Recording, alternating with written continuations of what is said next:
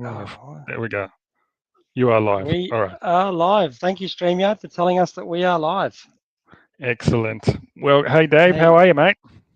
good, man. Good. We've got our standard Wednesday 7 p.m. podcast here, a We sweat do. hair. We do.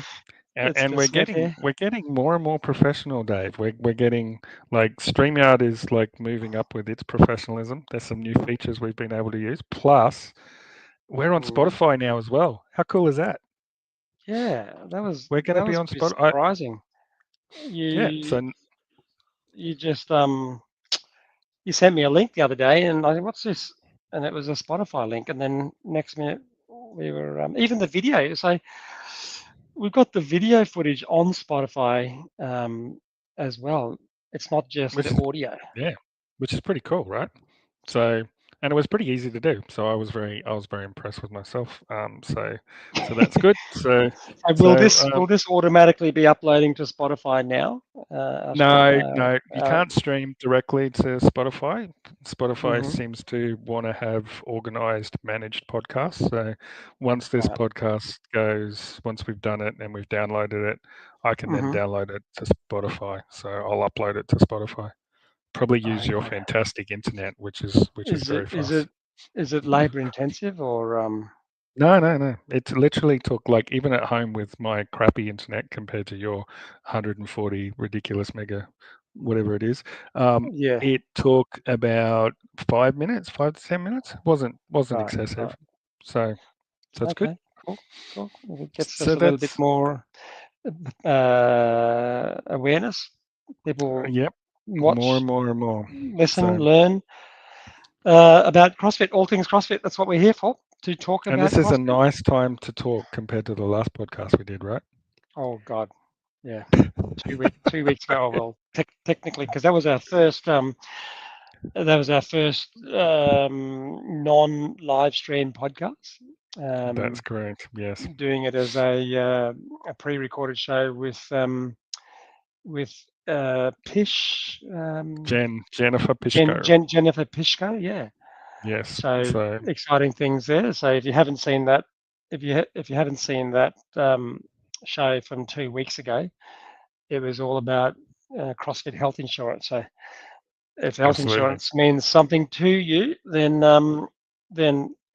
and it's expensive or difficult to afford, and you still want that health insurance, go have a look at that podcast. It's really unmissable, and you'll be surprised at what CrossFit's offering with I its think so.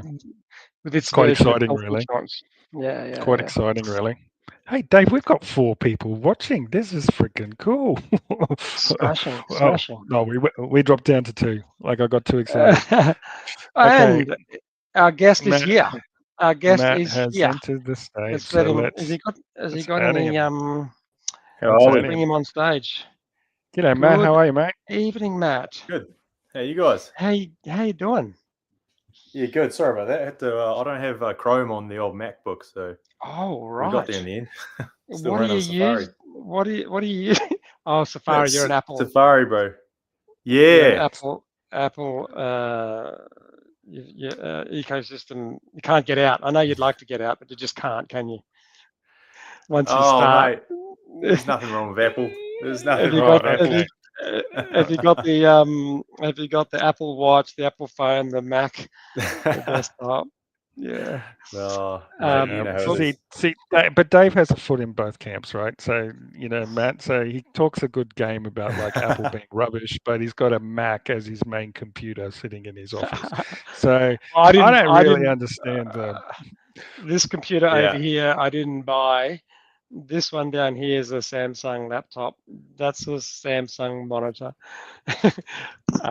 But yeah. So why do you have a Mac in your office, Dave? Well, that was the IT people who set us up. They've obviously got some. IT people. Yeah, the IT people said no, it's got to be Mac, and then a few years Yep. later there was Yep. yeah. So they even brought us a non-Mac server. So the office has a non-Mac server.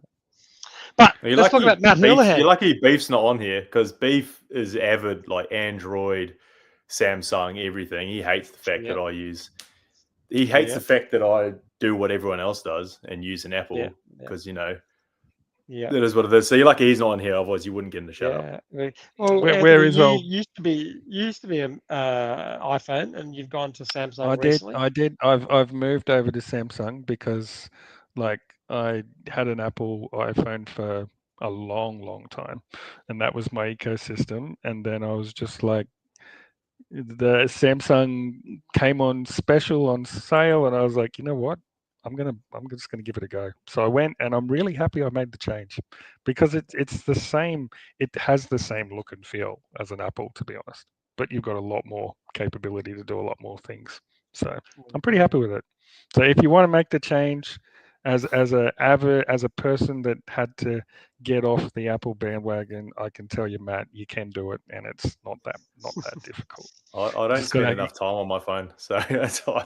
Well, As long I'm as it going to can, congratulate you. You see, now you've made me look bad. My wife will be watching this. Go, see, Anthony, get off the damn phone. See, you don't need to be on your phone. So no, that's Yeah. awesome. So interesting No. place for you today, Matt. Normally you're the one doing all the interviewing, but you're going to be on the other foot today.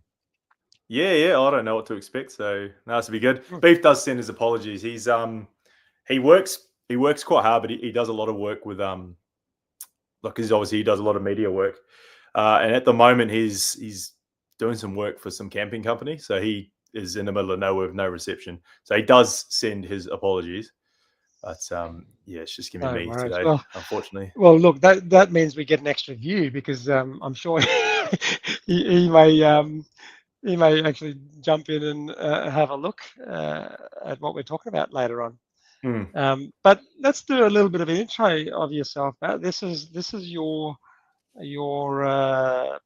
show, Yarns with Beef and Matt. It's got a cool That's the name. one. I like that. I like that name.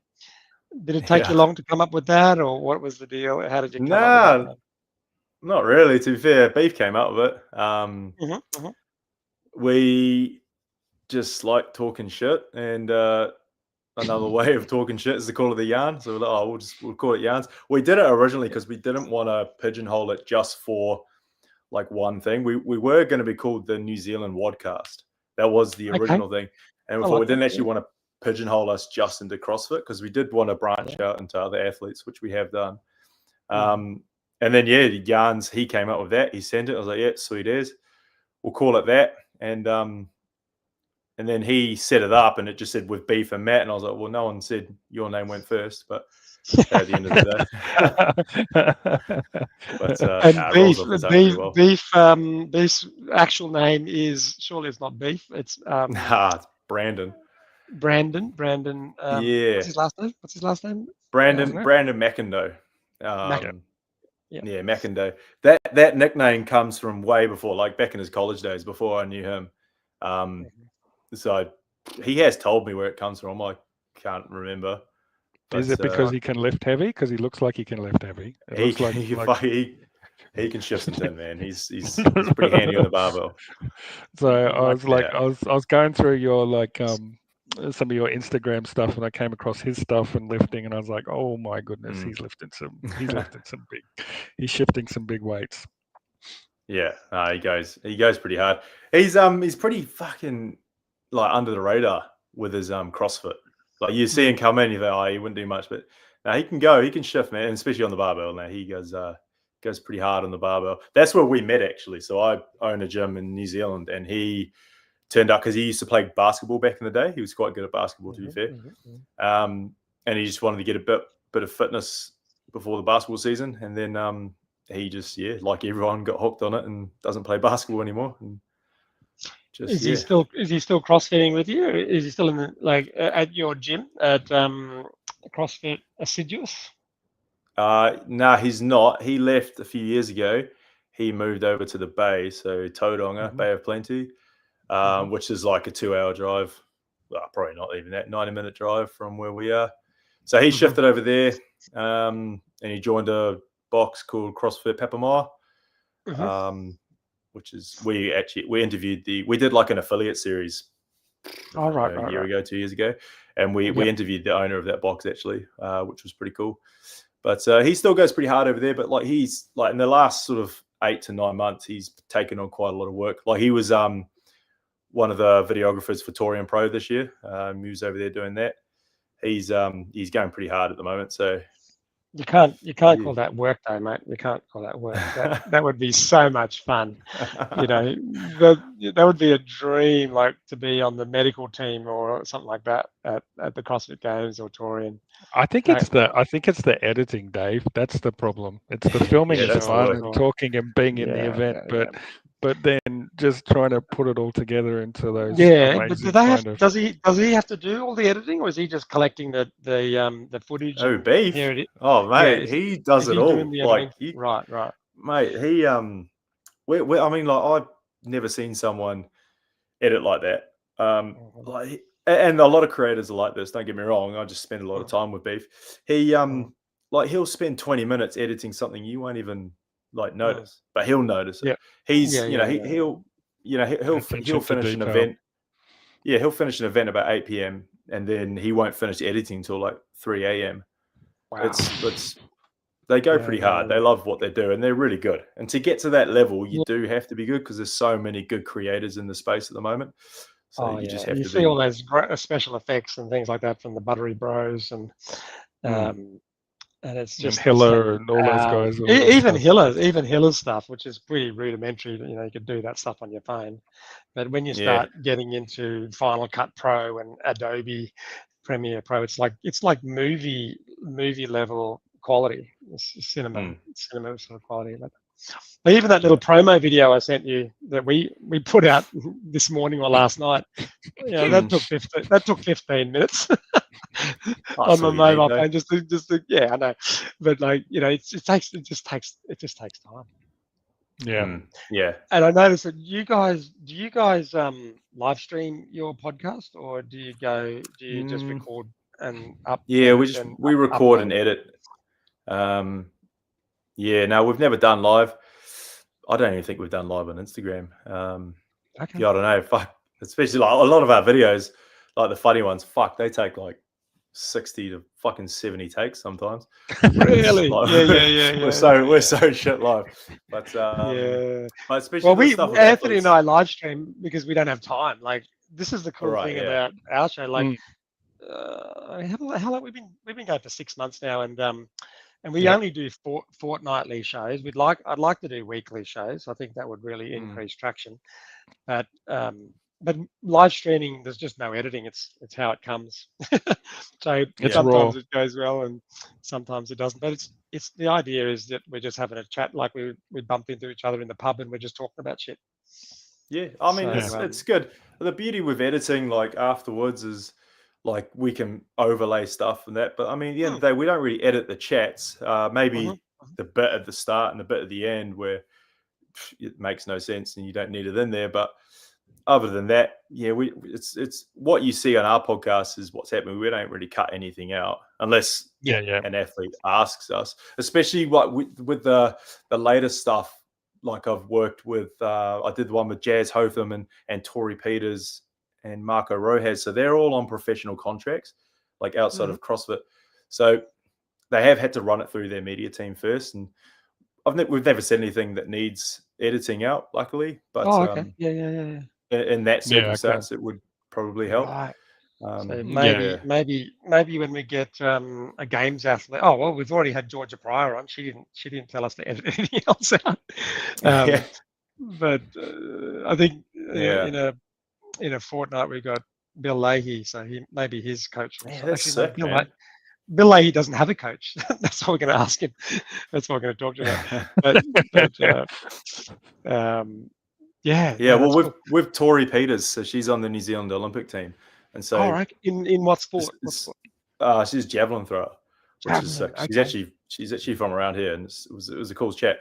But I think, especially with her, like to get like they have to be in good standing with the NZOC, and so like getting her to check with her media team is just a way of making sure that she's not said anything that would get into trouble that way. Not that she did, but I don't know.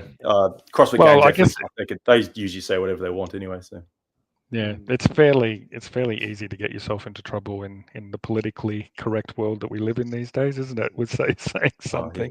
So imagine, I can see, especially like when you're getting up into that IOC kind of space. Like people are not going to want to mess around with that when it comes with sponsors and all of the challenges that it presents.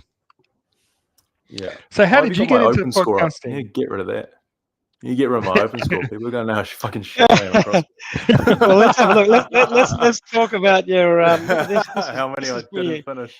This is pretty impressive, though, Matt. Like you've got 2017 was your first open. 2018, something happened. 2019, 2020, 2-year break. I just think I had a look at this, and you just don't finish the open. You only do like I was going to say I miss heaps of them, Yeah. Yeah. So if you look at your individual scores in some of those, Dave, he's a lot better. He's a lot better than that. Like that doesn't show exactly what how. are you? You're in the individual. You're in the individual rank. You're not 35 yet. Not yet. No, I'm 33, 34 next week. Fuck. Wow. I'm catching everyone up. Yeah, but that's pretty cool. Like you're pretty consistent with your sign up, which is great. 2025, you signed up as well.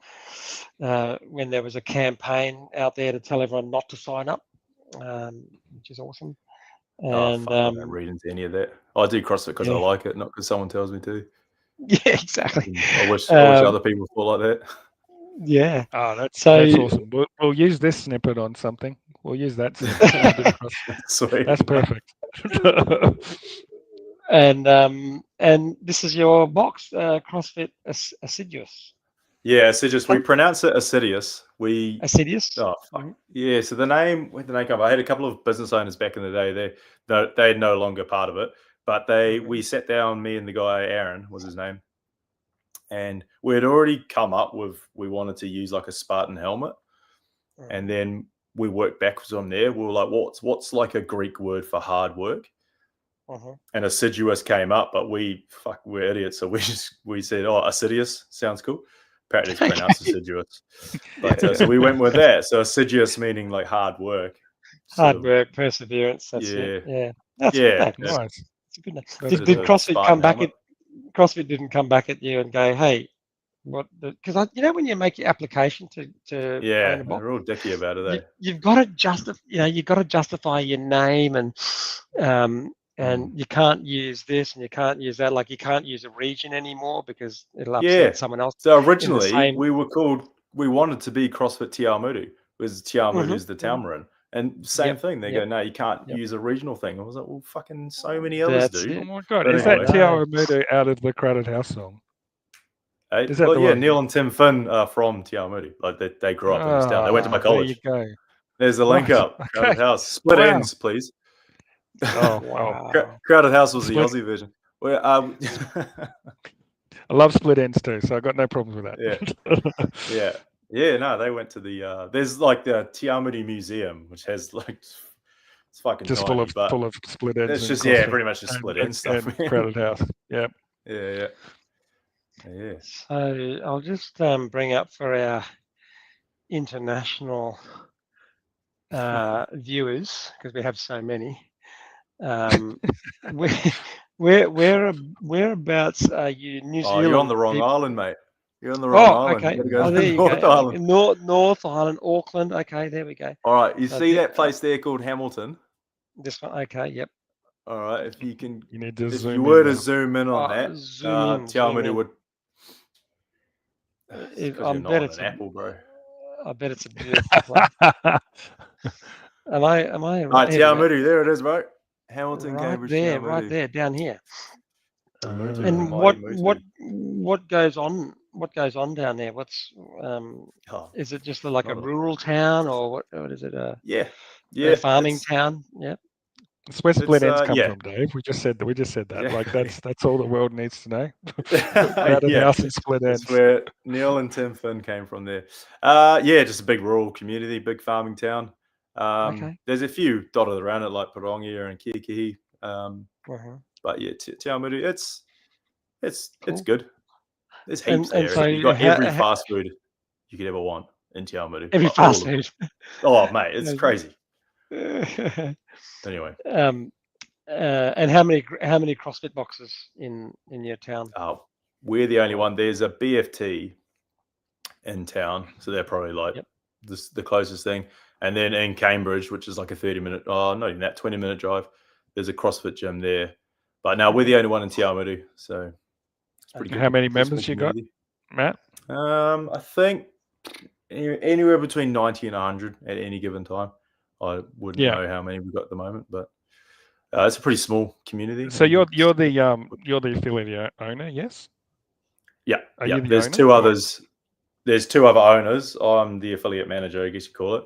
But there's two other owners, and their partners. But there's two other direct. Honestly, you're asking the wrong person. But basically, there's a girl, Rebecca, who does all the admin and all the finances and all that kind of stuff. She's amazing. Yeah. And then another guy, Kyle Osborne, he helps me with. And do you coach as well? Yeah. Do you coach as well? As much as I can. Yeah. So you're the head coach, or is it? Okay, cool. Yeah. So you're the owner, coach, and podcaster. Like that's. I got a question with the podcasting. Like, how did you get into podcasting, or why did you want to do that? It's probably pretty similar to I think what you said on the phone the other day. It's just like there's Americans doing it, there's Europeans doing it. Why was there no one over here doing it? And you see the caliber of athletes coming out of our region. You just sort of wanted to put a spotlight on them, and plus, like it's cool to talk to people as well. So you put that together, and Beef was pretty handy on a camera, so it just sort of matched up, and went out one day and bought a bunch of gear and came back and. So you've got all the gear. You've gone the CrossFit way. Get the shoes, get the knee pads, all the stuff that you possibly. Yeah. Down the cross. Yeah. So we went all with the roadcaster side of things, and we haven't gone that way yet. We haven't gone that way. We're just still using our basic headsets and computers. But I keep telling Dave, I'm like, we should go and get some podcast mics. We should go and do some, get some good equipment. So yeah, diminishing returns. We got. There's probably lots of other things we need to practice before we do. How all the gear, right? I watched your episode 1. That was really cool. How do you and you've got quite a few. You've had some pretty big Aussie names in the region. Jay Crouch, Matty Sturt. Who else? Bailey. Any tips on how to grab them, contact with these guys and ask them to come on the show? How have you done that?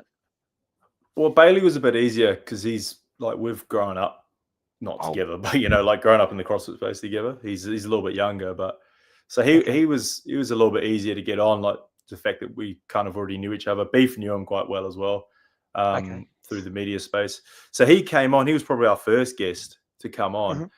And then after that, I reached out to Pedro, I guess they call him, but Peter from Coffee Pods and Wads. I reached out to him. Oh, yeah. I didn't think I'd get. Yeah. I didn't think I'd get anything back, but he was extremely receptive and gave me some ideas to just help. At the end of the day, if they don't reply, they don't reply. Yep. But it was just a matter of just getting the messages out there, and as long as and someone's going to reply eventually. There's another backdoor way. I don't know if you can do it anymore, but if you were to reply to their story, it came up a lot more. Because sometimes you get lost in their DMs. But I don't know if that works anymore. But you used to be able to reply to their story and it would come up and they'd get the notifications. So sometimes that worked.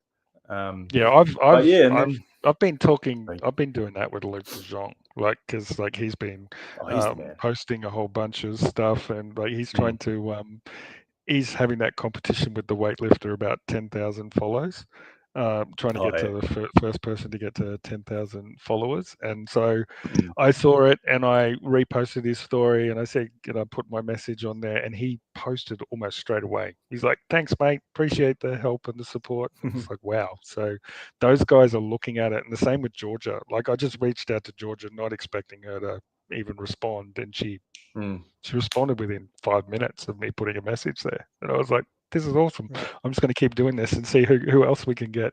And that was the next one was Leahy next in the next next fortnight that we've got. So yeah, I think it's just keep throwing the net out and see what happens. Yeah, I think that's the worst that can happen is that they don't reply, or they're so inundated with messages from their fans that they don't see it. You know, it's not that they don't reply; they're just like inundated. Yeah, and even I think I saw one of your little thumbnails with Shane Orr. You got Shane on your show. Yeah, that was pretty crazy, cool. to be fair. Yeah. Like with a lot, so Jake Douglas, for example, like he's got a lot of followers, and message him, he messages back, all good. And he said something on the podcast. He's like, a lot of them realize that they're famous to a very niche crowd. So like to think that they're, and this is just him speaking, to think that they're like bet too good to come on a podcast to help someone out. Yes. Is like, especially like, it's the way he was thinking. Is like, why would I do that? Like, so and Jake's probably, and George obviously trains with Jake, so maybe George has got some similar values in that way. Yeah. So it's not like they're you know, in our eyes they're superstars and they're superhuman, but they're still very keen. They understand that CrossFit is a growing sport and has a very small audience. So in a way, the media that we're creating for them is beneficial too, because they're becoming more well known, and the more well known they are, the more saleable or marketable they are from sponsors, from the eyes of the sponsors as well. So yeah, that is. Have your sponsors helped with that as well? Like with has LSKD and Frog being able to help get some of those names? Frog's been pretty good. LSKD, they're such a massive thing now. Like talking to them, like, and even with the affiliate, because our affiliates uses LSKD as well. Like you're dealing with a new person every year, I've found. So for them, not so much. That really, really helpful. Like honestly, they would send us gear like without even asking. Sometimes they're really good at doing that, but not so much getting guests on. I don't think it's really something they wanted to do. But Frog Grits have been good. Frog Grit, we were, when we were at Torian a couple of years ago, we weren't actually there on an official like basis or anything like that. I think Beef was doing some stuff for CrossFit New Zealand, but Frog reached out. They knew we were there. Worked out a deal with getting photos for some of their athletes, and so they've been very good. I've forgotten his name actually, which is pretty poor from me, but he's a great guy. Froggy Australian? Are they an Australian company? Or is that, okay. I know he was out there at the Mayhem Classic as well, I think. I remember them giving him I remember phoning, giving him sort of a 5-minute spiel during the live stream. We just started having a chat about all his products. But we've got a sponsor, Matt, Redback. Have you heard of Redback? Oh, I have, yeah. I have a few. I've got a few mates that use them. Yeah, so he's an awesome guy. His name's Matt as well. And one T or two T's? It's a big difference. Oh shit, that's a good question. It's two T's because he's Matthew, right? Matt Flesser. So we've got lots of use of the old Redbacks. So I think they're $70 as well, 70 Aussie dollars. This is Dave's plug now. We're just plugging it. You got to plug your discount code, bro. What's your discount? Come on, man. You got to leave. Well, that is the discount code. It's It's camp, isn't it? Camp 10, isn't that what? Isn't that the thing? Yeah. Well, $70 is pretty cheap. Most of them are around $100, and they are really cool. They are really good. Like, always big shout out to Matt. You do have a pair of Frogs in reserve, though, don't you, Dave? So you've got them in reserve as well. They're in the boot of the car. They're in the boot of the car at the moment. So just in case I'm out and about, and I get a flatty or something, and I can just rip out the Frogs and change the tire with them on. Well, your sponsors could be listening, bro. You can't be telling them that. You wouldn't use anything else other than Redback. That's right. Cool. And what about Matt? What about what about CrossFit itself? Have you always been sort of a fit type of bloke growing up in high school? And not so much. I think my early days. I was actually born in England. I grew up over there. I played football, or soccer as you guys call it, until I moved to New Zealand. I was about 12 when we moved to New Zealand, and played football here for a year. Realized that the level was pretty fucking shit, so ended up switching to playing rugby because I liked the idea that people wanted to turn up and train and be good. I was never that good at rugby, but I liked the training environment. And then when I left college, I didn't really do. I actually left college pretty young. I was 16 when I left. Got a mechanical trade.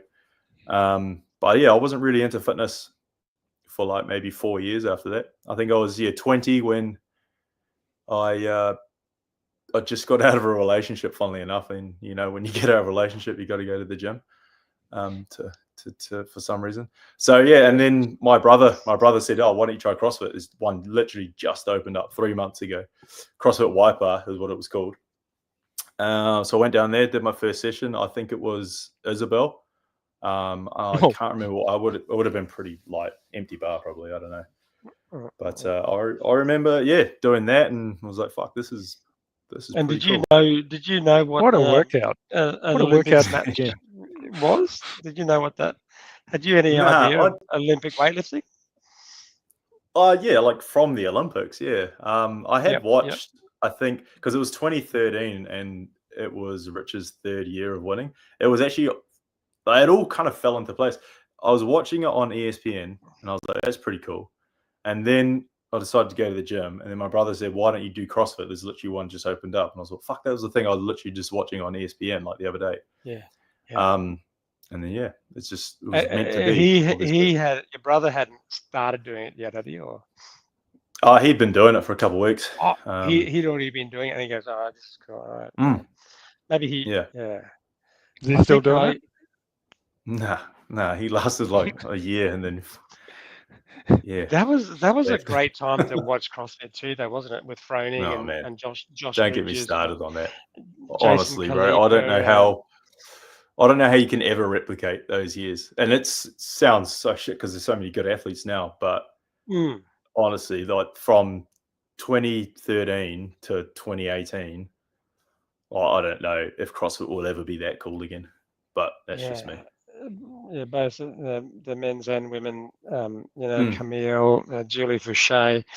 Were you watching CrossFit at that time, Anthony? Did you see any of that stuff back in the day? No, I hadn't gone down that path at that stage. It was amazing. I've watched it all now. I've gone and watched all of the different workouts, and they come on my feed because my feed is mostly made up of CrossFit, and it's pretty much CrossFit. So when I'm scrolling through my reels, it's just like, Froning versus Fraser, and in the open announcement. Okay, I'll watch that for like 14 minutes. I'll watch them do crazy things. Well, even older, the Icelandics.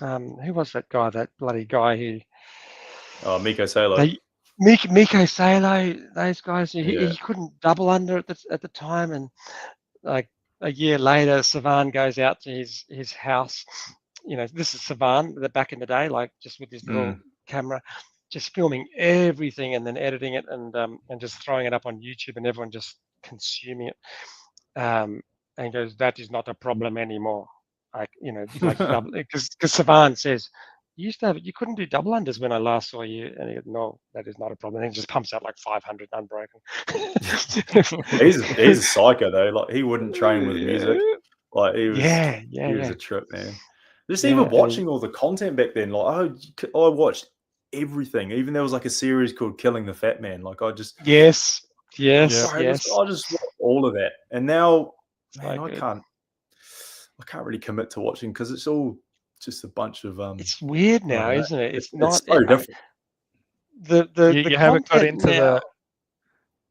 into like the Boys Interrupted, that one. Nah, Nah, I again, think like I it's just it's It's not the interesting same. watching it's interesting watching their banter. Like, that's fascinating. And obviously yeah, everything that's going on with Danielle Brandon, like, that sells as well, because it's, what is she doing? Who is she not doing? Who is she doing? Like, all of those yeah, conversations seem to come up, and the views seem to radiate. Like, so yeah, it seems like there are personalities within the CrossFit world that are starting to gain that traction. Right, not the same as the Fronings and the Frasers, but there seems to be definitely some personalities that are coming through. mm. Obviously you guys were at the start, but I love watching people just work their ass off. Honestly, like when you see them just try, like Colton is fantastic to watch. Like, I used to find when I first saw him, he was a little bit boring, but now I'm really fascinated by his whole journey. So, Well, it's so because you kind of know him, right? You've because he's been on the Savan podcast a lot and Kill yeah, Taylor and all those guys. We've kind of got to know who he is as a person, and so you can now relate to it. And I think there absolutely. needs to be more of that storytelling. Mm. I like the road to the games and the road to Torian and those ones because the media goes in and you see the guy having breakfast and then having a bit of a yarn in between training pieces and saying how shit things are or how good things are and what he's working on, and you really get to know the athlete, and that's what then makes it awesome watching them at the events because you kind of Yeah. had this background story behind them. Well, you become invested in their story as well, right? You're invested. You That's want it. to see them do well. So, That's it. so, Yeah. so And that's what? kind of the motivation of the show, isn't it? That was our motivation to start the camp. Mm, Mm. And why we call it that CrossFit affiliate members podcast. It's really about getting more people to understand what CrossFit's all about, and it all starts in Mm. the affiliate. Okay, that's Yeah, that's the sort of engine room for CrossFit is the community affiliates. yeah. yeah. And Because Did when the we spoke, acronym just come first, or did you come up with the camp first, or did it just happen by accident? Like what? How's that come around? what were we doing? We were just sitting around after a workout, I well, think, and Dave we Dave just just Dave just texted me and said, "Got a great name for our podcast. Let's call it The Camp." And I went, "No, they gave a shit. that The sounds members that gave a shit sounds about it. They terrible. said, That "It sounds sounds campy. Are terrible. you guys gay or What something?" what are we trying to do here?" Can't say that. You get And then, cancelled. Camp. It's so camp. I know, I I, was I, I like, didn't know that was a word that described that sort of feminine mm, sort of. mm. And just But to make All right. things interesting, the logo of this CrossFit gym is rainbow colored too, Matt. So, and Oh yeah, I did and have a look so I actually. was like, "What are you trying to do, Dave? Like, what are we actually doing here?"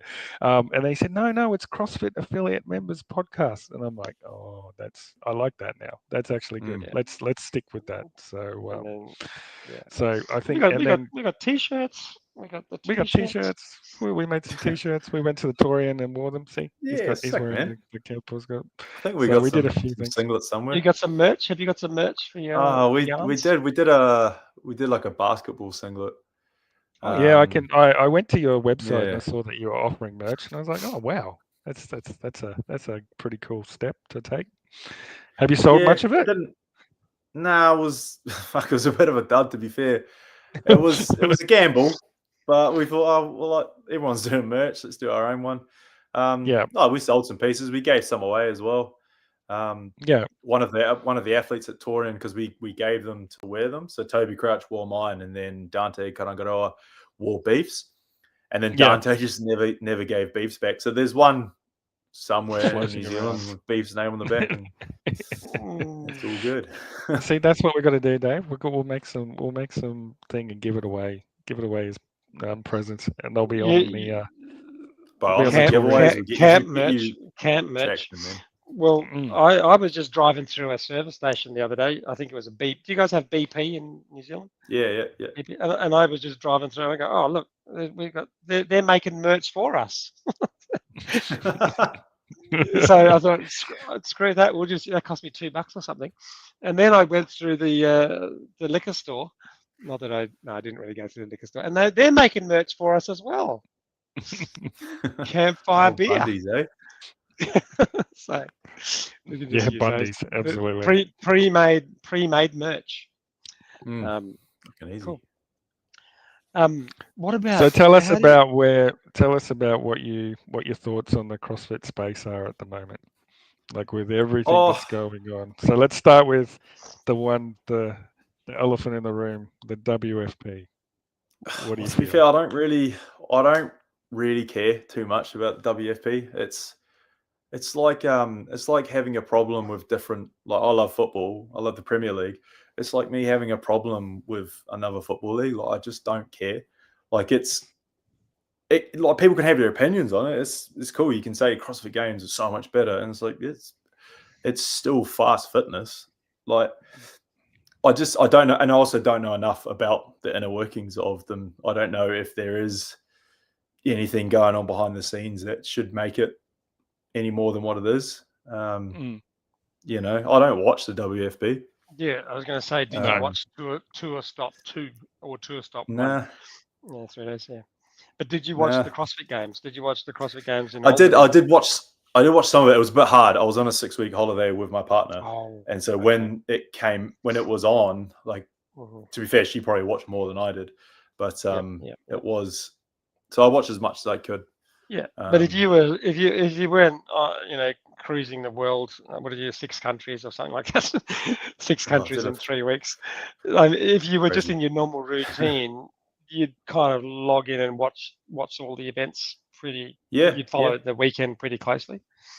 Yeah. I mean, have done it ever since I started. Yeah. It's the CrossFit Games. I suppose, like, people sort of say the WFP is good because it's kind of giving athletes more opportunities, which is true. Yeah. And it's fantastic that they've got that opportunity to have more events.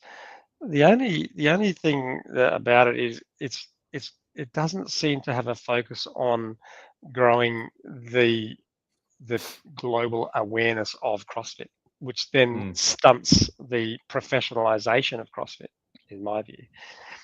It's more about the WFP, not CrossFit as a global participation, which is what we want to do. Like, when I've been to Madison twice, and I'm in the taxi, the Uber or whatever it is, with the taxi driver, and, they pick up our accent. What are you doing here? And I go, I'm here to watch the CrossFit Games. And I had to explain to him what the CrossFit Games was. Yeah. And he goes, oh, no, I just, football, basketball, that's when the town's busy. The town's quiet now because he'd never heard of the CrossFit Games.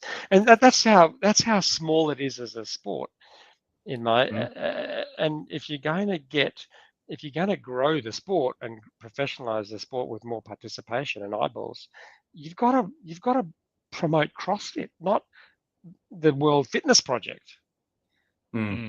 It's got to be the same with like High Rocks and that. Like, you look at High Rocks coming through. Yeah, it's just a new buzz thing. I think WFP might.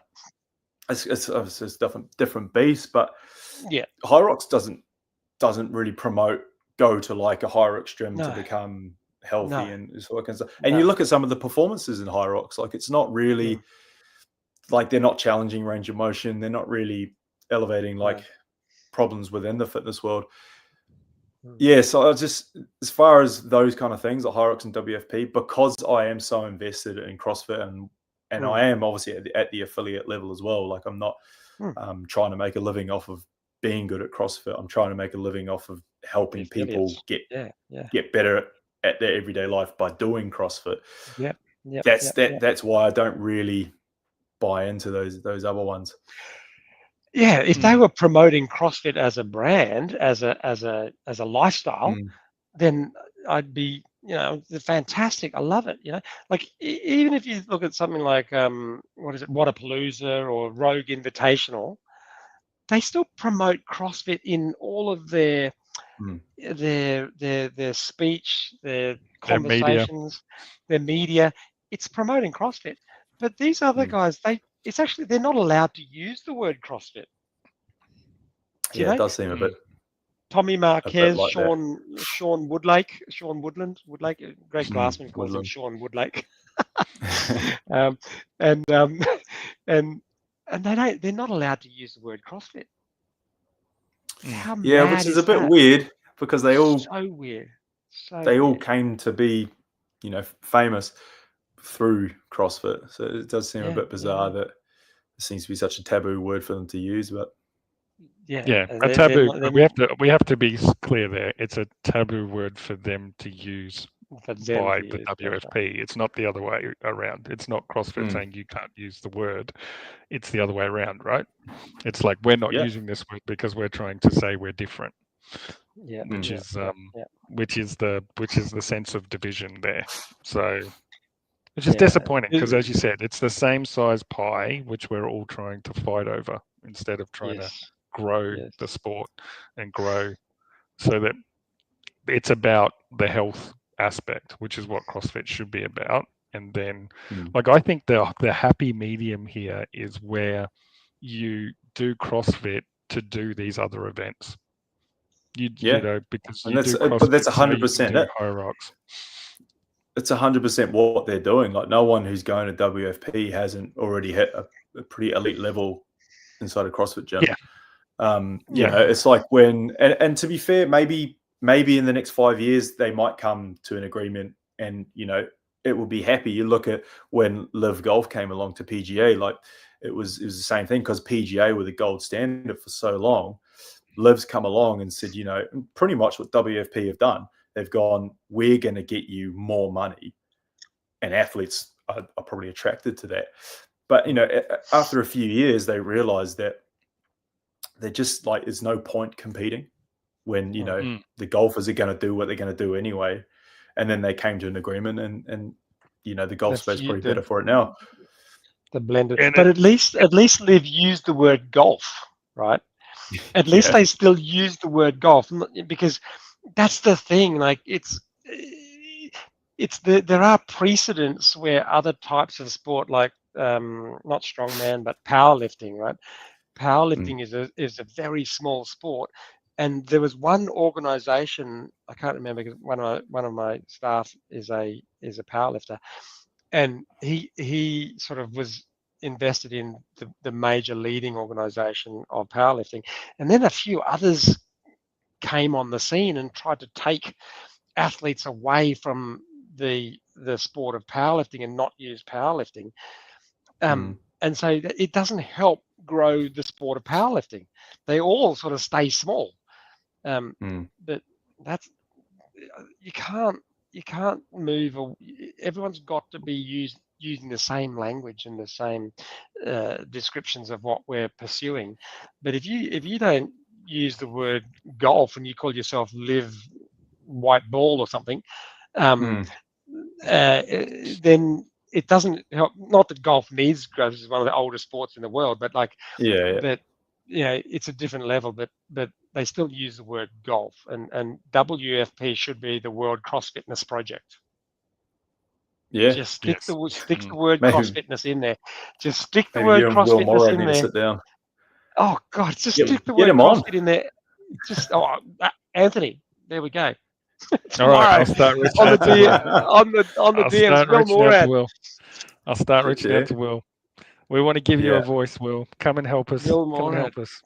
And how good was he in CrossFit, man? Like, I remember when he came out with his headband on, and like he was so good at CrossFit. And it's just a shame to see that, he doesn't want to use the word CrossFit, or maybe there's other stuff going on that we don't know about. But I think they come to an agreement.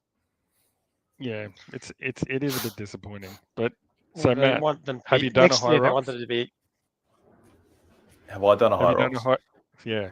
I haven't. I remember, because it's actually been around for a lot longer than what people think. I remember 2018, I was going back to England, and I text one of my old mates, who does CrossFit, and I said to him, like, is there any comps on? Because I was going to be there for about 8 weeks.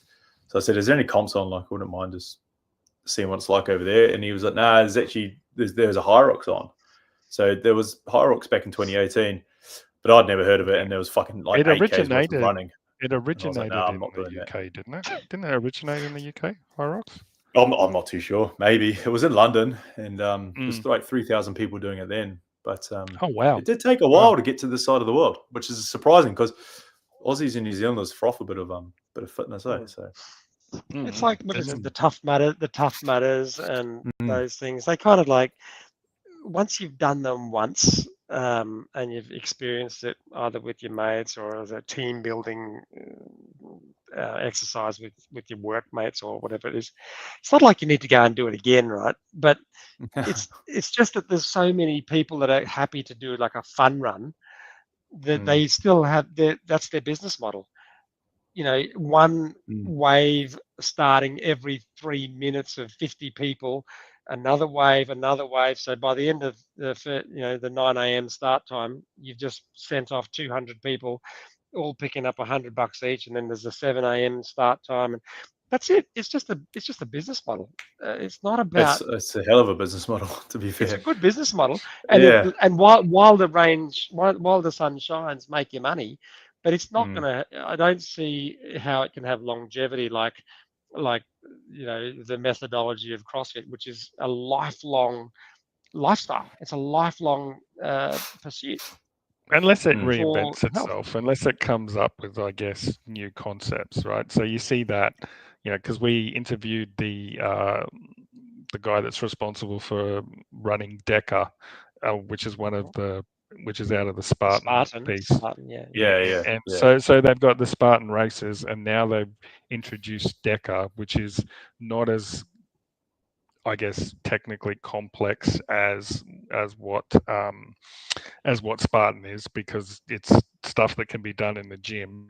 And then they've now even brought in another combination, which is called DECA Atlas, which is very much geared towards CrossFit athletes, because all of the 10 stations that they do are very CrossFit driven, except for a couple of movements which Dave and I did the other day, which we'd never seen. Surrender lunge. You know what I like about Spartan's approach is when they talk about DECA Atlas, they talk about CrossFit.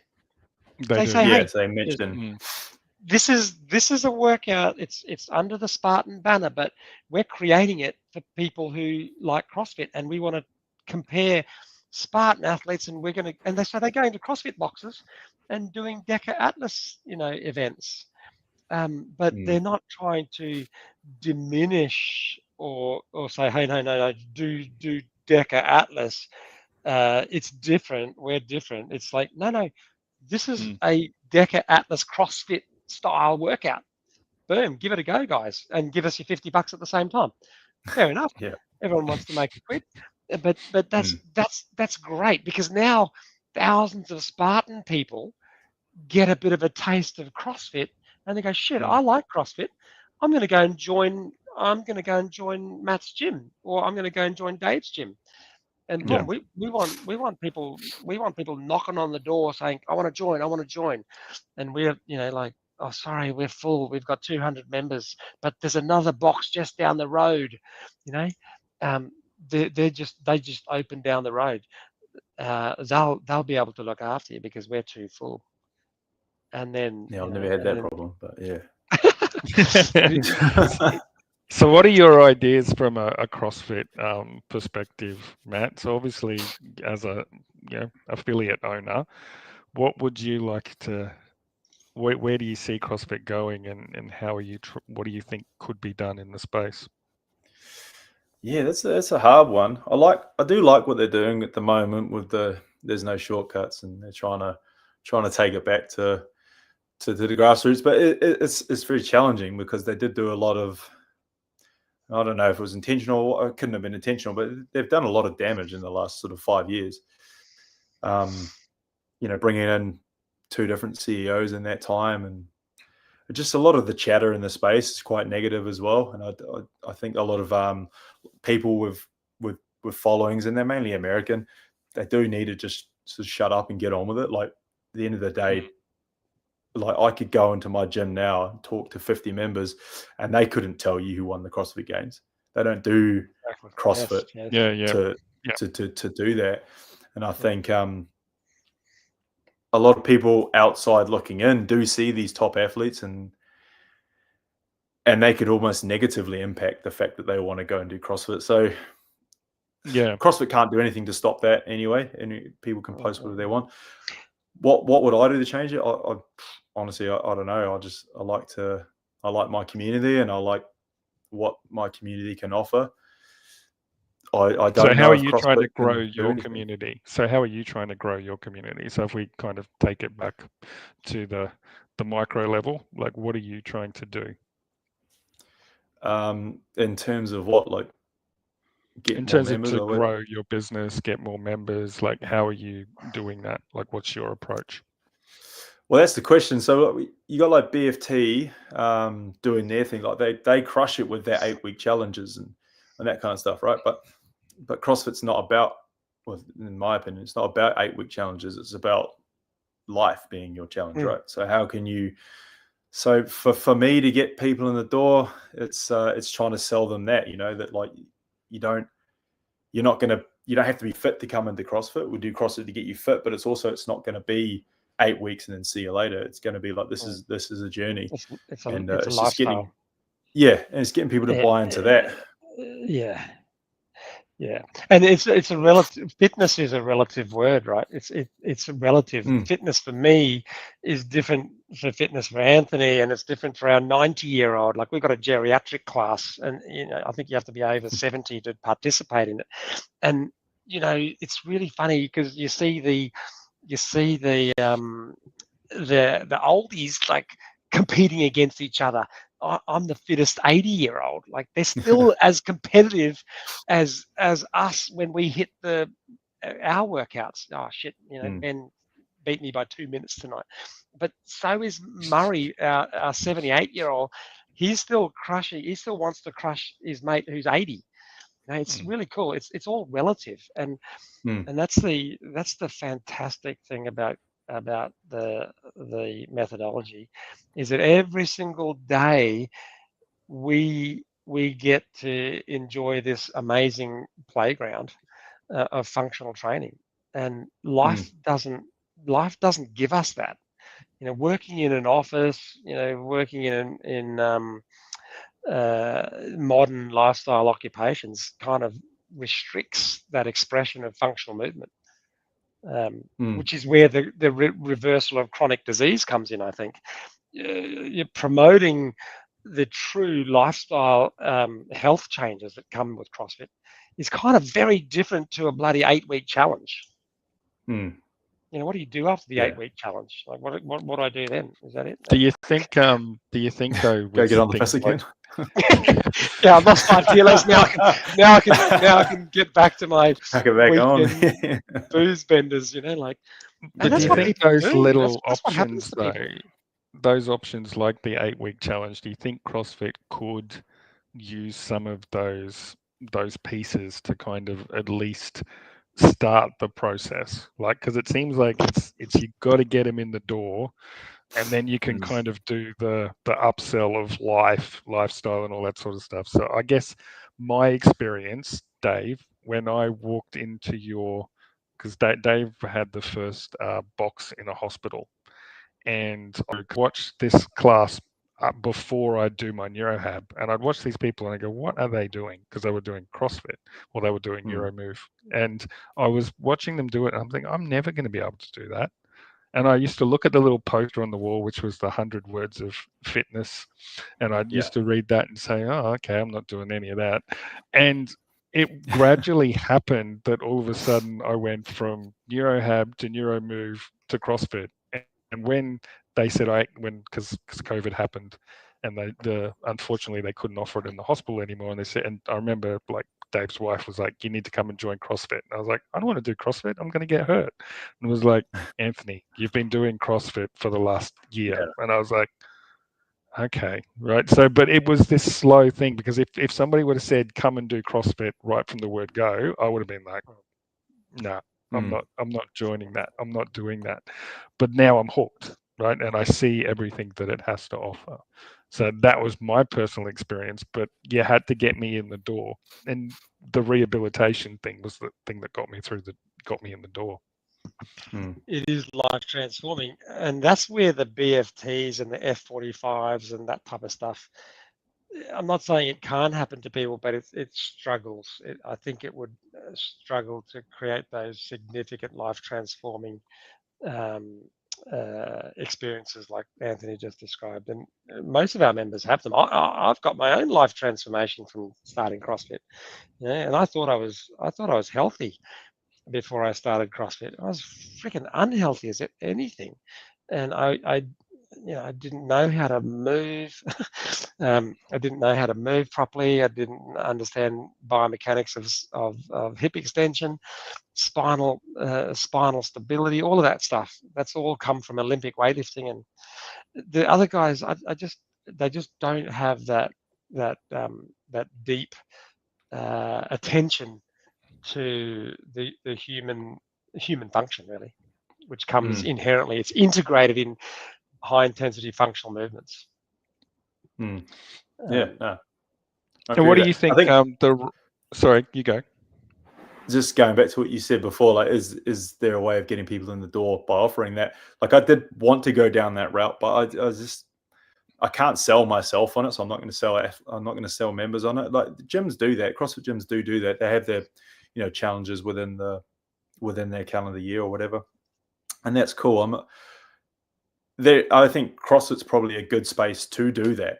If you think about it, you can do your 8-week challenge, but at the end of the 8 weeks, you still get to carry on and do CrossFit and still get better at life that way. But yeah, I mean, just when I started CrossFit, everyone used to have to do like this on-ramp thing, like CrossFit Foundations classes. That, so I struggle to be able to introduce that again. I've tried it before; it doesn't get much uptake. But that used to be sort of the gold standard to getting people into CrossFit gyms. Whereas, I don't know what the fix is these days, but. You mean your on ramps for a new member, that sort of thing? Yeah, I mean, it's a bit of a barrier to entry, isn't it? People go, "Oh, what? I just want to pay my money and start tonight, can't I?" But obviously, they don't even understand the lingo, the jargon, the words that we use to describe movements. So you got to give them a bit of a. Got to give them a bit and of an on-ramp was so good for that. Like, even you get a member coming in to do a new class and you go, "Oh, we're doing a 21-15-9," and you try your hardest to break it down. 9 times out of 10, they even get that bit wrong. They'll do it in a different order, which is fine. It's cool. Yeah.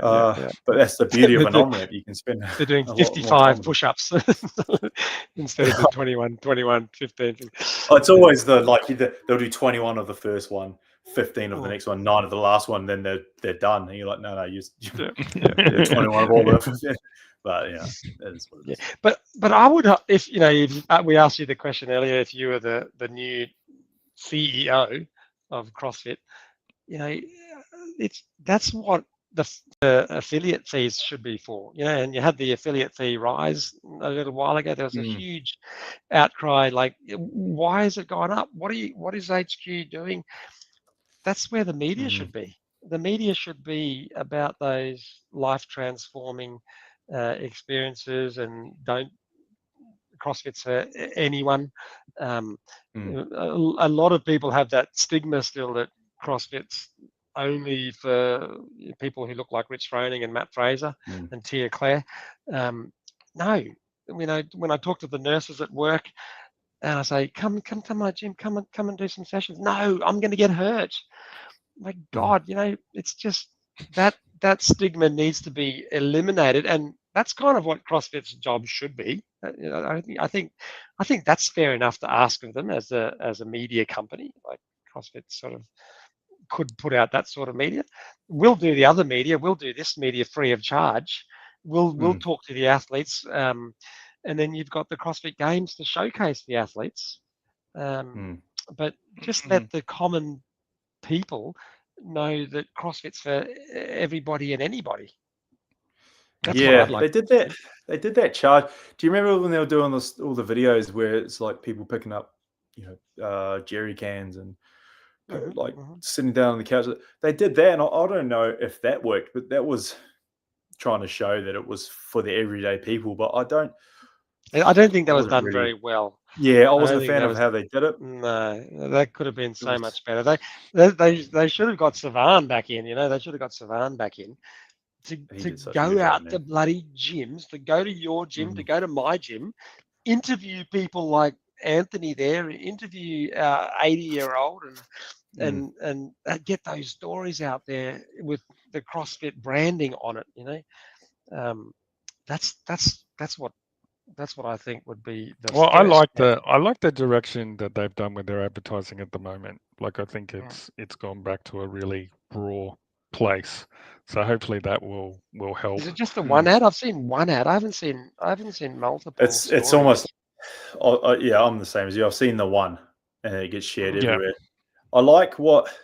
So I don't know the Australian. It's obviously you got such a bigger space to cover as well, and I don't know if Ed Morrison does it anymore, but Leah over here, she's our New Zealand liaison, and she Mhm. does such an amazing job. She makes sure she goes around all the affiliates, and really tries to help where she can. She'll advertise, your gym if you through the NZ, whatever it's called, New Zealand CrossFit. Yeah, ANZ something. Yeah. That's the one. Yeah, I should Yep. know Yep. that part of it. But it- um, but she does really. So I'm not too sure if it's the same in Australia. There's obviously there's so much bigger space to cover. But I feel Mm. like if CrossFit HQ is going to do something, they should really be incentivizing the liaisons to make Yeah. sure they're looking after their regions properly Yeah. Yeah. Yeah. Yeah. Yeah. to help promote I mean, the get affiliates get that way. get beef out. There's a guy who understands the sport, understands the life Mm, transforming. Get him out there filming once a month in gyms. A new mm. video, a new story. That'd be so cool. That's That's what we tried to do once upon a time with the affiliate series. We tried that. We even got on. Um, his name is Josh Lumens. He's an adaptive athlete, but the episode didn't do very well. I think it genuinely didn't even crack 50 views, which is a bit. uh, It sucks, but people know what they want to watch. We're not going to but force them like to. But he was, that video should have been made by CrossFit. yeah, Mm. it would have gone CrossFit down quite well. HQ should have come to Mm, your gym and done that, right? It's mm. it's difficult for us as amateurs to get the eyeballs. The traction, the eyes, yeah. Yes, yes, yes, yes, yes. Um, it's got to come from the big player. Um, Mm, we'll do it. You've done it. We've done interviews, 100 views, 50 views. We still had fun doing it, but it's not mm. enough momentum to reach crack through the algorithms. Obviously, Let's CrossFit. use the word yet, though. Let's use the word yet. Yeah, yeah, Yet, Dave. Oh, It's it takes yet. time. We barely crack we barely crack a few hundred views. mm, But it does take perseverance. yeah, We've had yep, quite a yep, few yep, yep, breaks yep, this year yep. from doing it, which doesn't help. It stops Do you a bit of try to do momentum. But do you try to do weekly shows or? we did for ages. We went weekly every Yep, Tuesday. yep, yep. But it just once because Beef, like I said, he lives quite a while away. Yep. So it did get a little bit hard, and then we went to fortnightly. Then we took a break over Christmas, Mm. and it was pretty hard to get the traction back up. People still wanted to come on, and we did well that Yeah. way. But Yeah. definitely this year has been quite slow for us. Not having Beef on, so and Well, he's if you're busy, send them our way. Send them, hey, we got these two crazy Aussie just message him, bro. crazy You'll Aussie get guys. You can come Yeah. and you can come and be the third host on ours. You Mate, invite me. I'll come on. I love talking CrossFit. But Luke De Jong is the man as well. Like you'll get him on easy as I'm actually talking to him and Riley tomorrow. We've got a pretty funny episode tomorrow. We're recording Okay. because they've been having their online. I don't know if you've been following that, but Yeah, Riley yeah, and Luke have yeah. been having their online little beef, which is just fucking so funny. So we're gonna get on and Yeah. talk some shit. But that's the stuff, right? That's the stuff that builds the characters for people to follow, right? So they become likable. You want to follow them. You want to see how they're going to go in the games. Especially like CrossFit, I think has a really unique opportunity because, as you said before, like when Bailey has talked about the fact that, was Jake that you mentioned, that Jake Yeah. understood that he's not a celebrity pretty much anywhere else except in the concept of CrossFit. So he's happy to kind of do and promote and be on those things. That's an opportunity where the athletes that can join different affiliates, come and train, connect, which creates that more connection because you feel like, oh my God, I'm closer to somebody who's going to the games. That means something then, right? At the moment, if they are very standoffish and they're like, okay, I'm not going to talk to you, or, I'm too good, like which some of the Americans probably are, it creates a very disjointed opportunity, and it's not an opportunity anymore. So I think, so I think like Australia's got a really interesting position because most of the athletes do seem to be quite accessible at this stage. And it is the New Zealand and Australian mentality as well. Like everyone, 99% of people are pretty keen for a yarn, and just they don't think too highly of themselves. I think America's probably got a lot to do with that. A lot of them are very sure of themselves, very confident. And in some ways, maybe New Zealand and Australia need to be a bit more like that. I definitely think the tall poppy syndrome over in these countries is a bit ridiculous, but I do think that does make our athletes a bit easier to talk to and get on shows like this. In general, CrossFitters are pretty cool people, though. Like people who the personality type of people who really get engrossed and invested in CrossFit. They've got that personality of I like to do hard things. I like challenges. That type of person generally is a pretty humble individual.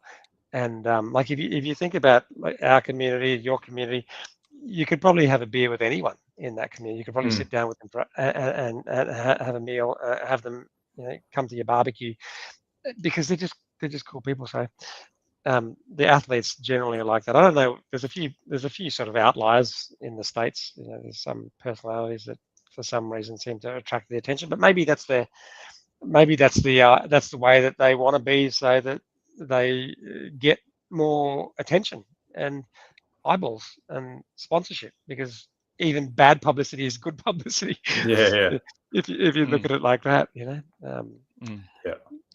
But that's probably cool that the guys can come on.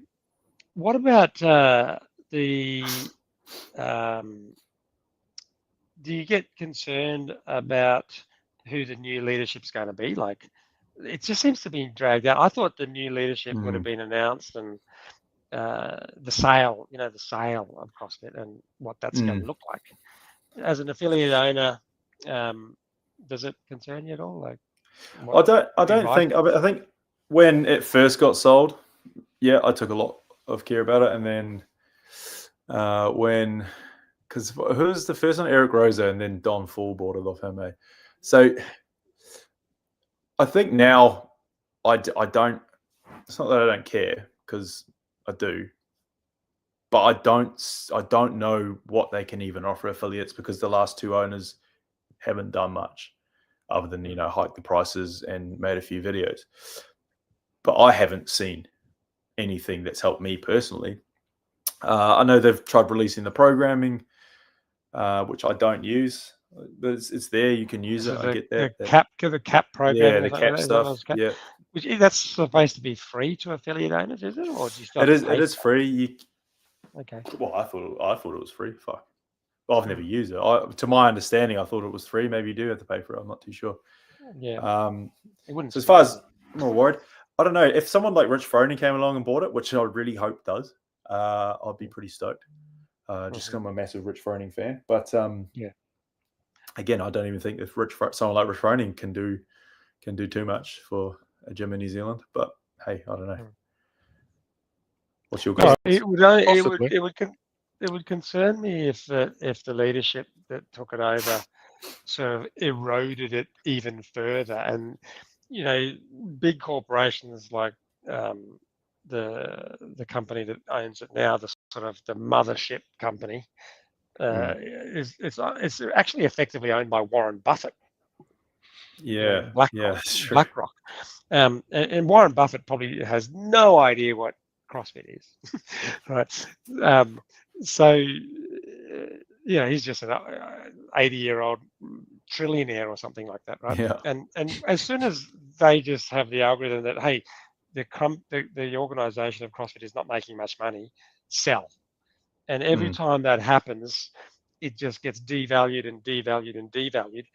And that's the only time when, as affiliate owners, we would go, oh shit, that word on our wall has absolutely no meaning anymore. That's my concern, is that the brand and the methodology of CrossFit basically sinks into quicksand if the new leadership isn't good, because you can only handle a few dodgy ones that we've had, with Eric Rosa and Don Fall. That's what does concern me a little bit about if someone doesn't take it over who really truly understands CrossFit. And like you said, Rich Froning, but he's kind of alluded that he'll be out. He's going to leave CrossFit if someone dodgy takes it over, and he'll de-affiliate. I think he'd get enough backing to do it. He obviously makes quite a bit of money, but the Mayhem brand empire, yeah. I mean, you get a couple of investors involved. I mean, I'm talking like I know what I'm fucking talking about, but it would be cool. It would be cool, and I think just to piggyback what you're saying on there, if the new owner came in and really made it sort of how it appealed to so many people between the years of, I'm going to use 2013 and 2018, that appealed to so many people. It appealed to myself. It appealed to so many people around me. If they can come in and maybe brand it to look like how I saw it, that would be pretty good. It would, like you say, it would make that paying for the name on the wall feel a little bit more, worthwhile. Yeah. They don't need to do too much. They just don't. They just can't stuff it up. Just almost just like a bit of media and just step back and do nothing to stuff it up. Hopefully, no one else drowns. That would be helpful if no one drowns or sort of that was unfortunate. Someone falls off a freaking ring muscle up and breaks their neck and becomes quadriplegic or something. That wouldn't be good. But it's a dangerous sport inherently in trying to crown the fittest on earth, right? I think when we enter the local CrossFit tournament with the swimming pool, if we're tired, mate, we're just gonna trade water. But some people, unfortunately, can push themselves to extremes of fatigue, whereas we go, no, I'm cool. I'll come last. I won't go to that dark place. No. Where's the dinghy? Let me hold on to the side. Well, I mean, that was the biggest downfall of that, was they just didn't have enough people there, and it was quite frustrating that even happened, because obviously there's been 1,000,001 people talk about that incident. If there are major events already in place that do open water swimming, why wouldn't you piggyback their safety precautions? I don't. That's the one thing I don't understand, is why do you think you're bigger than things that already exist? And people still die in triathlons. People still die in open water things. I'm not saying it's bulletproof, but why would you think that? They why not? It could have saved someone's life. It annoys me a little bit, but But I get upset when people use that as, I'm out. I'm not competing anymore because of that happened. That's not helping the situation either. Well, it's just protecting their image a little bit. I think you see it all the time. You see, I mean, there's a lot of political things happening right now in the world that people comment on, and you think, is it as genuine as you are being, or is it because you're saying what you think the public wants you to say? You know. Yeah. But yeah, I won't dive too much. Usually they seem to have come from mostly people who are reaching retirement age, not the young people. It's the Icelandic girls and a couple of Canadians. Well, the interesting thing about it all, though, is like obviously, we talked about it before with the WFP, which is an offshoot of all of these things and people being unhappy. But the people that have competed in the WFP, like if you've listened to their interviews, they seem tired. They don't seem like they're fully into it. I listened to the podcast, the Boys Interrupted, and they were all talking about the fact that it didn't feel like a massive competition. They were struggling to get up to do it after the games.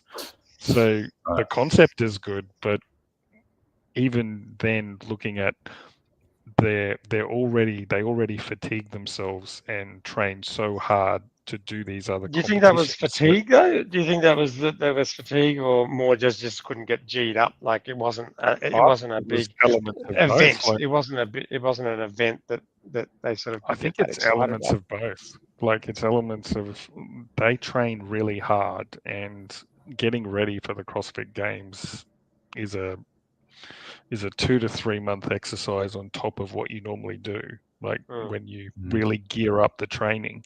So then you've got to, and then you have that come down, and then all of a sudden you've got to get yourself up again for another event.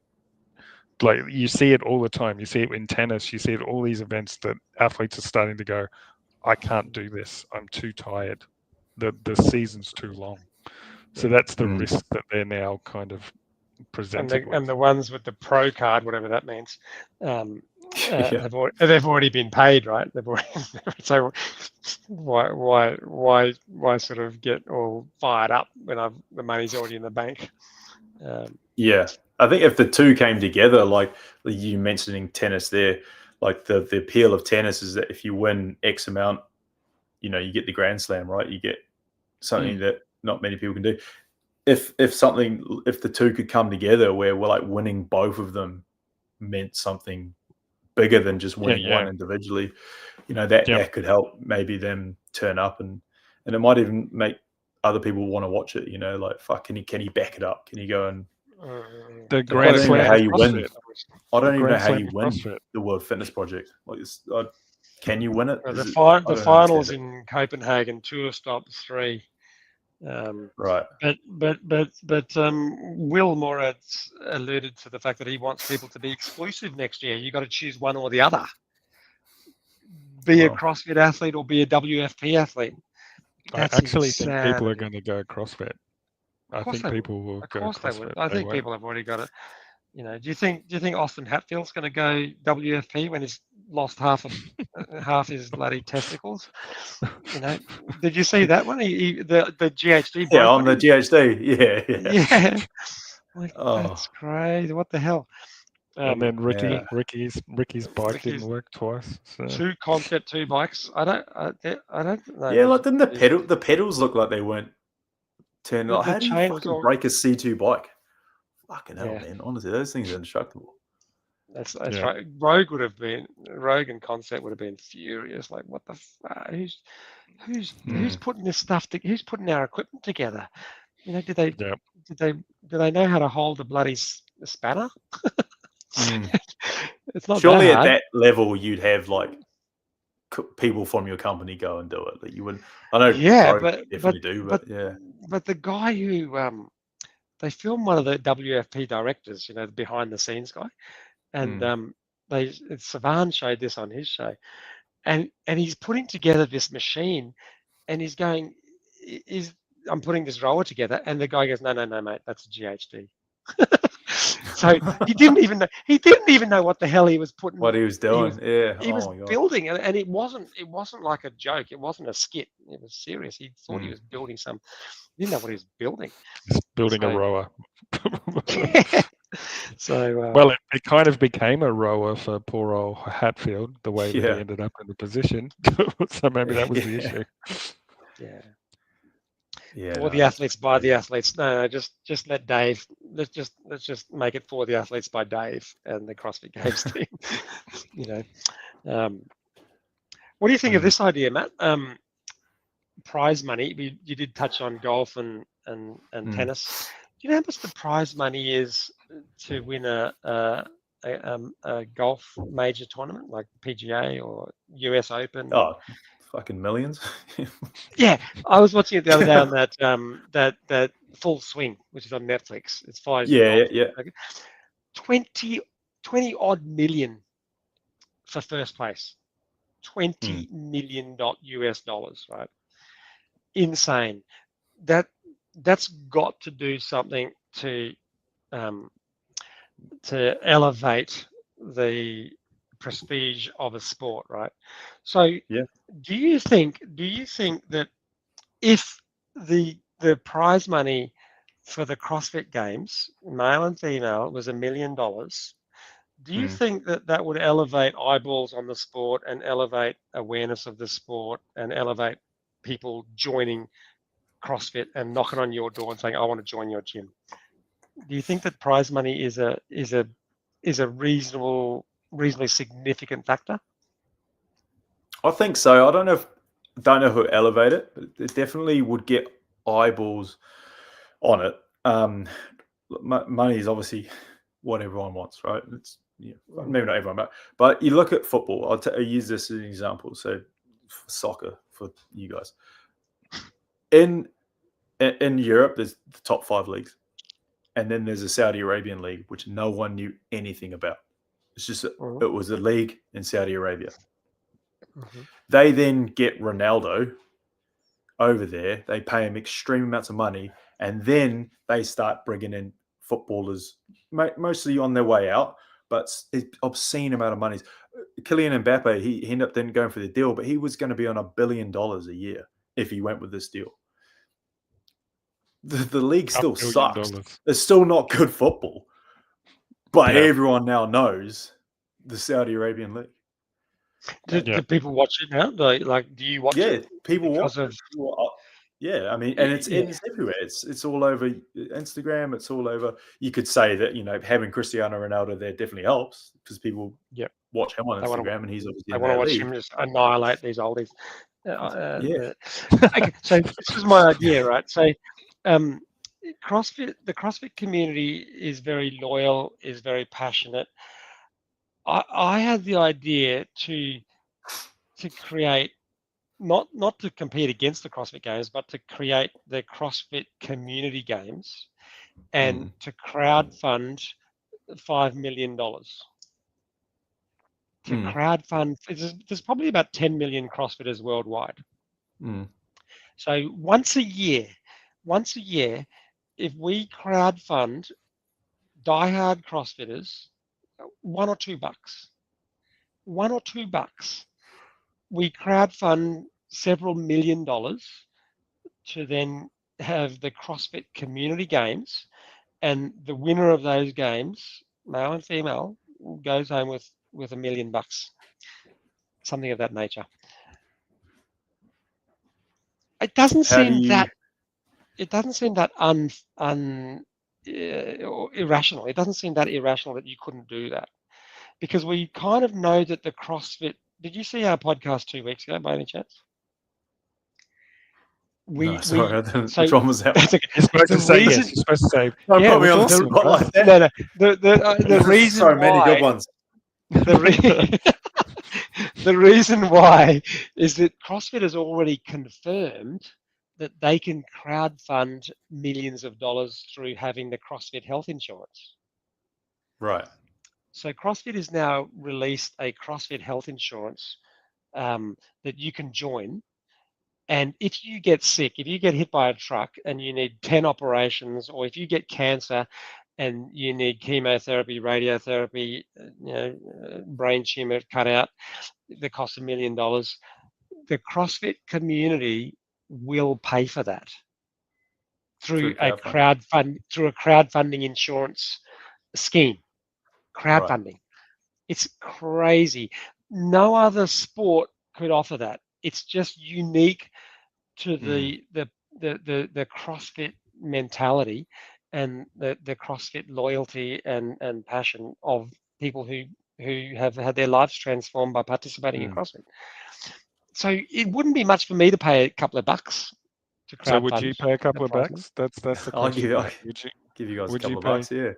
No, How do you not keep for us. Not how for do you- us, but for the CrossFit Community Games. How do you do How do what? you keep the professionals out of this? No, 'Cause what's the it's for the minimum? professionals. No, it's not for for the- it's not for the okay. community. It's for Right. bloody tier to win. It's for You get enough money. Hopper to defend. We'll still have the CrossFit Games, but you've got the CrossFit Community Games where the prize money is $1 million. Tia Right, is not yeah, going I'm to with you now. retire. Okay. Tia's not going to retire. She's going to be back on the floor next year to win $1 million. It would be so amazing. No one's not going to watch it. You're going to want to know who's winning that $1 million. See, Matt, and you thought you were passionate about CrossFit, and now you've met Dave. This is good. I love this, man. I would watch that, man. Even if it was the most, I would want to know who can do as many toes to bar to win $1 million. And that's then increasing public awareness because it hits the news. This woman from Gladstone just won $1 million because she's super fit. Who is she? And Tia winning 8 CrossFit Games didn't even make the news. Yeah, it's crazy, eh? How nuts is that? It's crazy. Yeah. And yet you've got a few athletes who are trying to get to the games, or you've had athletes go to the games. I've had them, yeah. I don't have it at the moment, but have had them, yeah. And I say to our guys who are trying to get to the games, they know that they want to become professional athletes. Like, you guys are the best athletes in the world, hands down, any sport. You train harder than any sport because the sport that you're training for is being able to handle intensity. Like, that's it. How good are you at handling intensity? Which you're getting paid chicken feed for. It's not fair. Yeah. So we're going to crowdfund. We're going to crowdfund the prize money. That's the approach, Matt. So on your podcast, Matt, talk to your members about that. Talk to your guests. Sorry, ask your athletes. Who did you say you're talking to tomorrow? You're talking to. Luke De Jong and Riley Martin. Yeah, ask them, would they rock up? Would they train a bit harder if they knew the prize money for the CrossFit Community Games was $1 million? And obviously, they would. Second, third, fourth, but $1 million for first place. Who's that guy going around at the moment? And he's trying to, I don't know if he's still doing it, but he was trying to not so much crowdfund, but go around affiliate owners to try and raise money to buy CrossFit HQ. Yeah, should get a hold of him. He seems just as passionate. Yeah, Hiller interviewed him. And he was full of crap. He didn't actually have. He's a fucking lunatic, man. I couldn't even stand it. I was like, what are you even on about, bro? He had no idea. He's been de-affiliated. I can't remember his name. Oh man, he was watching. He just left. Thanks, Matt. He was there. Now he's just left. He's been de-affiliated, that guy, because he's absolutely nuts. His first interview, he was like in a fucking bathroom talking to some dude. Like, it was on the toilet. I think he was on the toilet. Yeah. What are you doing? He was on the toilet. I didn't see that. I think I missed it, which is good. You didn't miss much. No. Hiller interviewed him and said, "Look, just get a real job," or something. So what's the time over there, Matt? Because we're keeping you up, I would say. Well, it's 10:30. It's getting late. It's getting late. So okay, Matt.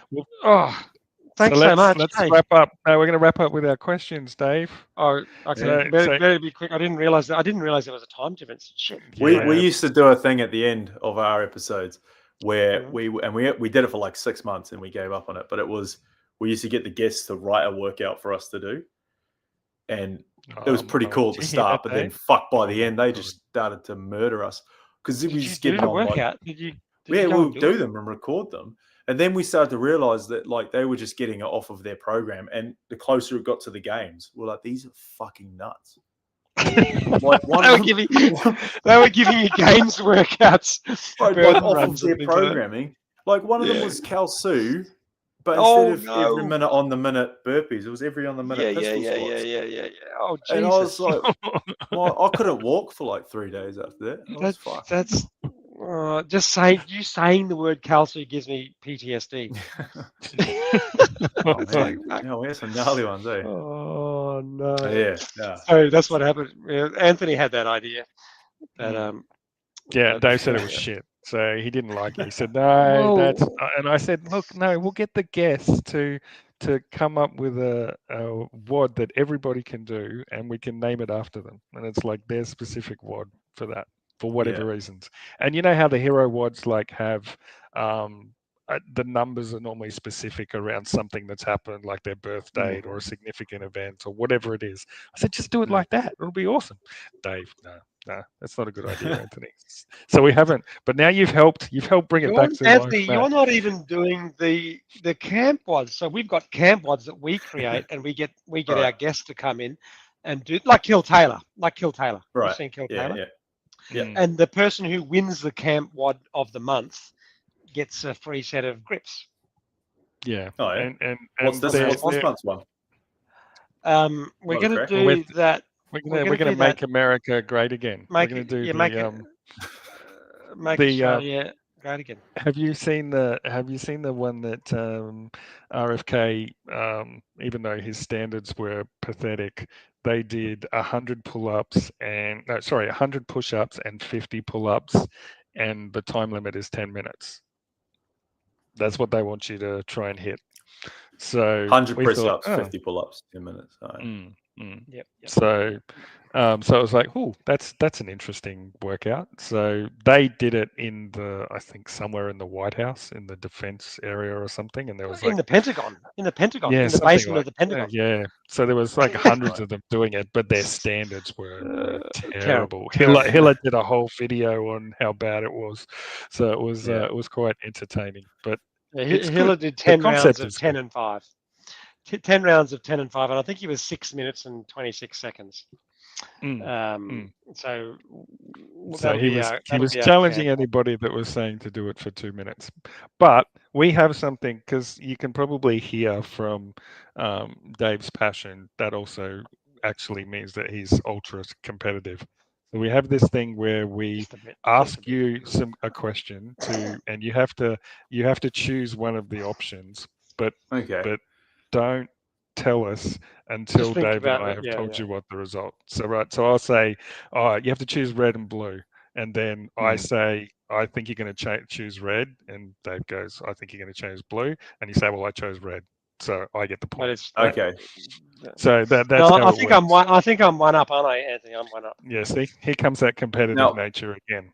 So before I ask these questions, do you use like your neuro background to like read my mind? Is there what's going on here? I'm not a psychologist, mate. I'm not a psychologist. I just hold a scalpel every now and then. All right. So here is the first question. Okay. All Blacks or all Whites? I don't know what you mean by all Whites. What's that mean? It's our football team. It's the football team, just the New Zealand football team. I'll go with all Blacks. Well, I'll go with all Whites, even though I know it's going to be all Blacks. You can go the same. I'm going to go. It is all Blacks, only because I am still very much an England football supporter. That I grew up in England. Yep. Yeah, so it would be all Blacks in that situation. All right. One for Dave. Next question. Chipper workout or high intensity workout, like 5-10 minute one. Okay. I haven't seen enough of Matt's Instagram to see his workouts, but I'll go. Oh, you go first, Anthony. I'm going to go HIIT. I'm going to go. You like it? High intensity. Yep. I'll go high intensity as well. I prefer the chipper workouts. Which is weird. Like, I am better with the faster ones. Mm-hmm. but I prefer doing the long ones. I like the challenge of chipping through and finishing at the end. So yeah, chipper for me. Chipper. Okay, we both lost that one. No points. No points. No points. All right. Next Bailey question. or Riley? Oh fuck. What do you mean? For what? For what? Yeah. What do you want me to do with them? Who's better looking? Favorite athlete to interview. Who's got the better coronary arteries? No, shut up, Dave. Favorite athlete to interview. Okay, yeah, good one. Bailey or Riley? My turn. I'll go Dave. I'll go Bailey. I'll go Riley. I think Riley seems more funny based on what I've seen. I have to go with Bailey. Oh Jesus! I've man, had him you let on. me down, man. We've had him on 3 times. I just know him a lot better. He's a pretty good interviewee, is he? He is. He's so good, man. Like he's a bit awkward to start with, but when you get to know him, like his band is pretty good. Riley's still good though. We're hoping to get him on the show as well. And a mate of mine's a cardiologist. Text him. He'll get on. Yeah, text him. A mate of mine's a cardiologist. You know how? So I was going to get the cardiologist to come on to ring in and just to talk to him about non-STEMI infarcts, which is what he had. You know about that. Like there's subendocardial. Yeah. It's a very special type of, not special, but special type of heart attack. So let him know. I'll get him a free consult with my cardiology mate. Yeah, love on the podcast. Yeah. Okay. Next question. All right. Or how many have you got? Is it only 5? Next phone, Apple or Samsung? Oh shit! It's your turn. You pick. I think I've done a sales job. I think you're ready to go to Samsung. I'm going to go with Samsung. I think Matt's deep in the Apple ecosystem. He's going to stay with Apple for the next 20 years. Yeah, it's got to be Apple. I got the Mac. I got the Jesus. Yeah, I've even got the fucking. Oh, they even sold me on a fucking Apple mouse, man. Like yeah. They sold me the whole fucking dream, man. He's locked in. Yeah. 3-0. Go to CrossFit. Go to CrossFit. Froning or Fraser? Good question. Well, that's good. That's always comes up. And my turn, I think, isn't it? I'm going with Froning. Yeah, I'm going with Froning as well. Yeah, got to be Froning. The original. And we got 3 more questions. They're really quick. Neil or Tim? Who's your preference? Neil or Tim? Is this the singer? Yes, the Finn brothers. Just Okay. Call yourself a crowd. You go. You pick one. I'm going to go with Tim because you said split ends, and I think Tim was Neil. I'll go Neil then. Come on. Yeah, it's Tim. It's Tim. It's the split ends. Okay, here's the comeback. You got one. Here comes the comeback. Hiller or Dense updates? Ooh. Whose turn is it to go first? I'm going to go Hiller. Okay. Oh. You know both of them, do you, Matt? You watch both of them? Yeah. I'll go Dense, Jenny. Yeah, it's Dense. I just think she's a lot better at the way she comes across things, and she is great. She's great. She's fucking awesome. Yeah. Honestly, I'd like to have her on the show as well. She'd be great to talk to. It's just a time difference. So here's the final question. It looks like I can't win, but this question. This has brought up a lot of This question has brought up. Should we make this one double? Discussion. This one's double points. Double points. No, no. We'll bring him back in the game. Ready? What's harder, the assault bike or the Echo Rogue bike? God, your turn. You go first, Anthony. I think you know that it's the Echo that's harder. Well, my answer is not. They're both hard, but I think Matt will say the Echo bike as well. But no, you don't get to see. You go with your assault bike like you always do.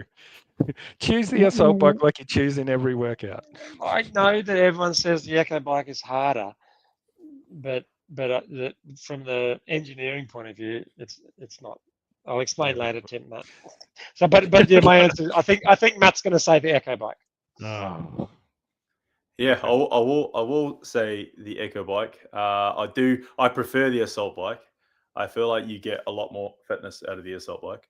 But I think in terms of getting the fucking monitor to move, the Echo bike is just a little bit harder.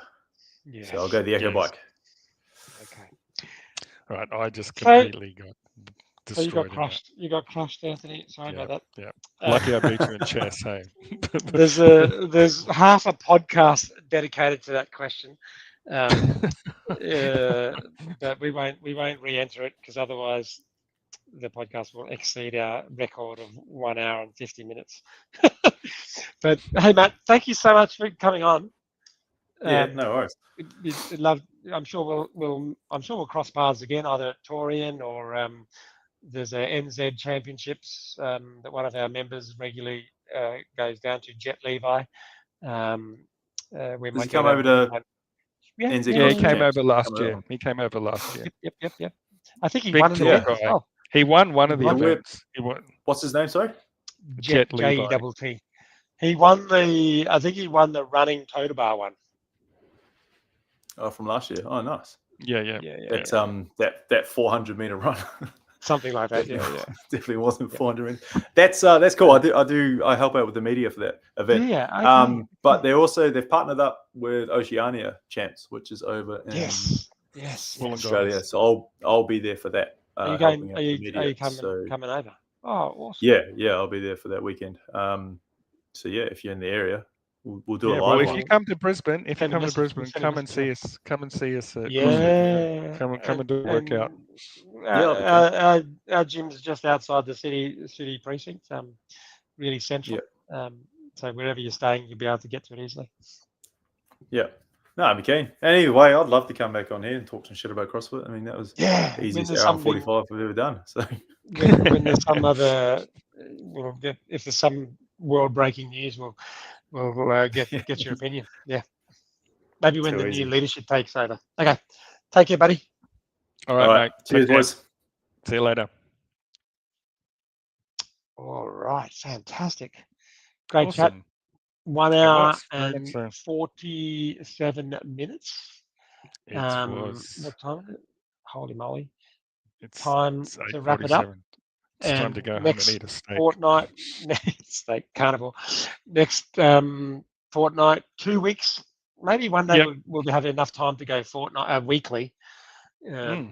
Just to get that. It's kind of hard for people, I think, to tune in every 2 weeks. Whereas if they say every Wednesday, they kind of get into the habit. I think I've heard of YouTubers talking about letting people get habits of what they do on a Wednesday night or whatever, like the daily.